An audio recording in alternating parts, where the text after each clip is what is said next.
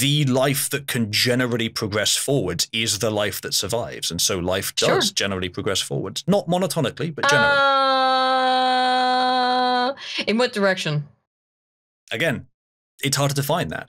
But a direction that seems to be useful so far, you gotta in so much as really increasing. Careful about that Whig view history shit, man.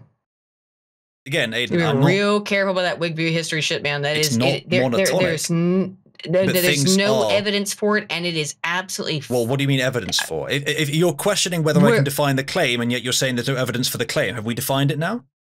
We're talking about the Whig view history that people I don't always know what that progress is. Positively.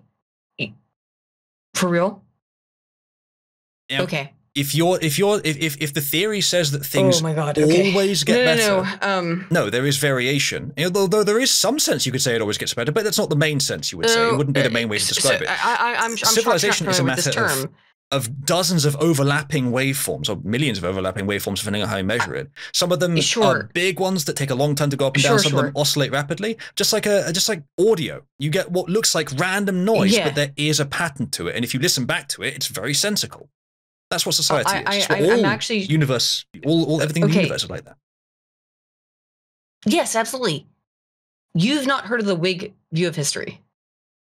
I think I've heard it mentioned, but I don't know what it is. Okay. I don't know how it's defined exactly, but I can infer from what you said. I don't think No. I don't think you can. Tell me what the argument is. Don't just tell me what the tell me what the idea is. Don't just I won't give you my dissident right view of it. I will give it to you as unbiased as possible. The human species is always marching towards progress. We're always marching forward. There will be steps and places where we make mistakes and we will misstep, but for the most part, we always go forward. Today is always better than yesterday in terms of just broadly speaking, not in every single way, but today is better than yesterday, and tomorrow will be better than today because we are moving forward technologically, philosophically, sociologically, right? That's the Whig view of history. I will give an answer to that. Is it necessarily true? No. Is there a tendency, broadly, if you take into account times where things appear to be worse, but you take into account that that is part of the process as well, that ultimately leads towards things becoming better. Generally, do things get better consistently? Yes, with some big exceptions, like the collapse of the Roman Empire. But you could argue that maybe it needed to collapse. Maybe it was no longer worthy of existing, so ultimately it's better, but it takes a long time for that to be realized. That's what I mean by non-monotonic. Is today always better than yesterday? No. And so, but this is not the kind of thing that you could easily find evidence for because it's an ambiguous claim. But I've given an answer to three things it could mean. That everyday thing is the problem, right? Yes, absolutely. It's a generalized theory of generally yesterday was worse than today, and today is going to be worse than tomorrow. It's not even that generally. It's just even the bad things ultimately aid a positive process. Even if the bad things get so bad it causes a huge collapse, what that means is that what you had was not worthy of sustaining itself, and so eventually something better will rise up, even if it takes 1,000,000 years. That's what the universe is doing. It's what evolution is doing. Evolution, by the way, is not just, the theory of evolution is biological, but the processes of evolution are not isolated to life. It's true of everything. Here's the thing.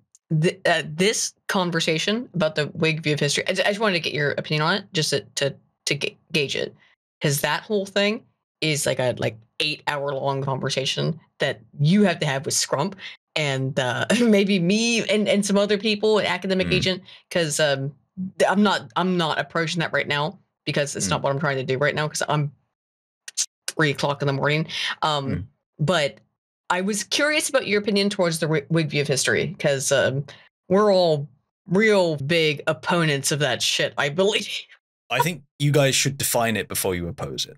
I just did. The definition you gave was ambiguous, though. And it's not your fault. I think that's probably how it was originally defined. It's ambiguous.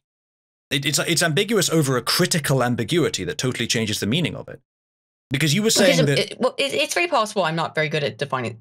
Well, Aiden, you've already agreed with me that that the universe does tend to favor some sort of development in a direction that humans recognize as more functional, or that you can even recognize objectively as more functional, more powerful, more organized. You have agreed that the universe tends to favor that. That is all I'm saying here. And if you think that is, and to put it to the more precise and narrow, is every day better than the last? No. There's loads of ways you can say it's not, but this is what I mean. It's a critical ambiguity in your definition of the Whig view of history. And that is, it must be resolved before you plant a flag in the sand for it. Yeah, this somebody else will be better able to describe it than I. I thought I did an okay job, but no, and I'm being honest about this here. I'm a weird sped. I have a very specific kind of lane, which is that I know a whole bunch about, like, ask me a question about any kind of thing related to data or human psychology, and I can give you an answer almost assuredly. But I'm very bad at political theory because it requires you to, like, I don't know. I can tell you what it requires. Yeah, sure. What is it? It requires developing a heuristic for patterns, broad, very interpretive patterns. Pattern recognition. Yes, but very broad subjective pattern recognition, but still along the lines of principles which make them pretty reliable. If anyone thinks that this whole, like, advocacy for indirect reasoning that I do is based on me sitting here and simulating every step of the chain in this broad, it's not. It's based on patterns. And everyone does this, by the way, but people do it to different extents.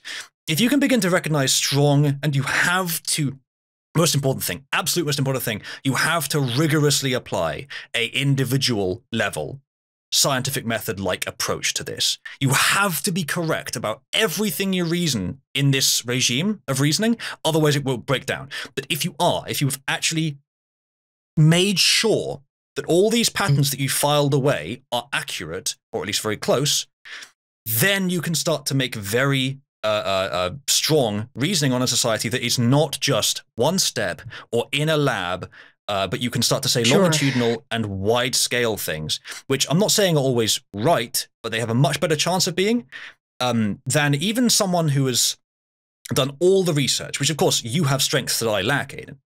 But I think for a broader view, this it's not. I don't think it's a strength. more sort of academic. And again, I'm not saying one is better or worse than the other, but I think my strength is in that kind of building those smaller patterns into larger ones very rapidly, especially according to the important principles, and recognizing the relationships between like broad patterns and the ultimate outcome, especially in combination with each other. If I could give and that's my what's needed really, for politics. Yeah, if I could give my very, very niche, but I think continually, in my perspective, interesting is not the right word, gay, there you go, metaphor for this is that my favorite, I think my favorite movie, I hate to say it favorite because I don't like to pick, but my favorite movie of all time is the 1998 made-for-television film Merlin starring Sam Neill. And why I'm bringing this up is very specific, is that in that film, there are three types of magic that are brought up. There's wizards of pure, who are word, hand, and then pure thought. Okay. And one of the things is that it's like, oh, you'll get this because you're a wizard. And that Merlin is kind of pissed off because he's a hand wizard. He can't go into that pure thought aspect. And I feel like personally, right? I'm really stuck as a person, as a wizard I'm a hand wizard. I can't think. I can only look at data and analyze it, such as they are. I can't go beyond that. I cannot be a wizard of pure thought. I just can't. It's not something that's possible for me. And so, that I think that, like, people like yourself and Scrumpus as well, who are able to just, like, think about shit and figure it out. That's a different element that I just can't cope with. I can't get it. I can't do that magic, man.